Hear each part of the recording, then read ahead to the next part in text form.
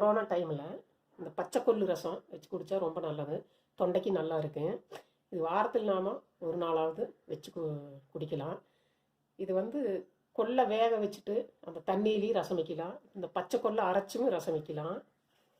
கொள்ளு வந்து வருங்க, இந்த ஸ்பூனால் 1 டீஸ்பூன், சீரகம் 1 டீஸ்பூன், புளி சின்ன நெல்லிக்காய் அளவு, மிளகு 1 டீஸ்பூன், அரைக்கிறதுக்கு பூண்டு ஒரு 4-5, சின்ன வெங்காயம் 2, கொஞ்சம் கருவேப்பிலை. நீங்கள் தேவைப்பட்டால் தக்காளி போட்டுக்கலாம். இது தாளிக்கிறதுக்கு 4 சின்ன வெங்காயம், 4 பூண்டு, ஒன்றும் அதிகமாக தட்டி வச்சுருக்கிறேன். வாங்க இப்போ எப்படி அரைக்கிறேன்னு பார்க்கலாம். இப்போ இதெல்லாம் மிக்சியில் போட்டுக்கலாம். பச்சை கொள்ளு, சீரகம், இதை நாம் தண்ணி ஊற்றாமல் ஒன்றும் அதிகமாக உடச்சிக்கலாம்.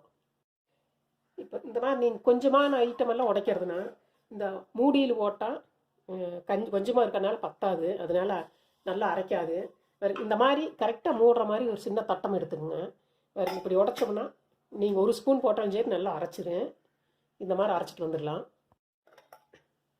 வேறு இப்போ நல்லா குரணையாக அரைச்சி எடுத்தாச்சு.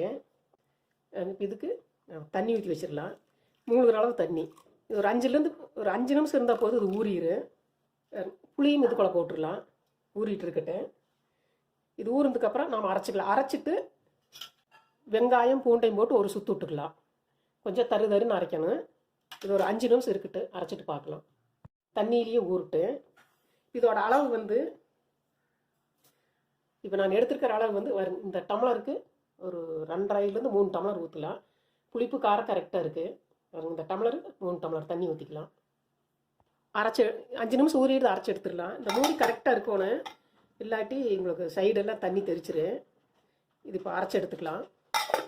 பாருங்கள், ஃபஸ்ட்டு நான் அதை நைஸாக அரைச்சிட்டு அதுக்கப்புறம் அந்த பூண்டு வெங்காயத்தை போட்டு அப்படியே கொஞ்சம் குறன்னு அரைச்சிட்டேன்.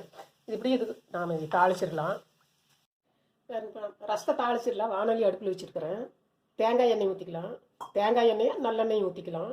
நான் இப்போ தேங்காய் எண்ணெய் ஊற்றுறேன். நல்லெண்ணெய் ஊற்றினால் இதோட நல்லா டேஸ்ட்டாக இருக்குது. கடுகு போட்டுக்கலாம்.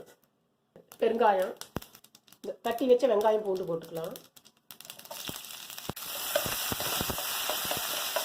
வெங்காயம் பூண்டெல்லாம் நல்லா வதங்கிடுது.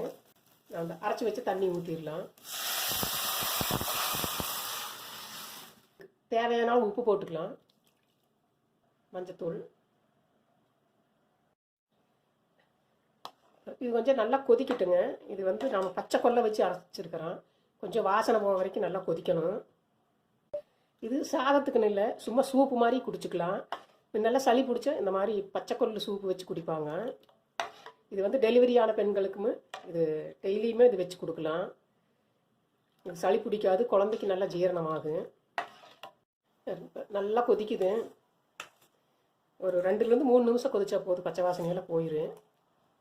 இப்படி சளி பிடிச்சவங்களெல்லாம் இப்படியே ஒரு டம்ளர் நல்லா சூடாக ஊற்றி குடித்தா தொண்டைக்கு நல்லா இருக்குது. இன்னெல்லாம் சளி பிடிச்சிட்டா இந்த கொள்ளு ரசம் தான் வச்சு கொடுப்பாங்க. கொள்ளு ரசம்னு சொல்லலாம், சூப்புன்னு சொல்லலாம். இது நைட் டைம்லேயே இப்படி வச்சு ஆளுக்கு ஒரு டம்ளரும் கூட குடிச்சிக்கலாம். இந்த ஸ்டேஜில் கொத்தமல்லி தழை போட்டுக்கலாம். நல்ல வாசனையாக பச்சை கொள்ளு ரசம் ரெடி. இதே மெத்தேடில் நீங்கள் செஞ்சு பாருங்க. இந்த லாக்டவுனில் கண்டிப்பாக செஞ்சு சாப்பிடுங்க.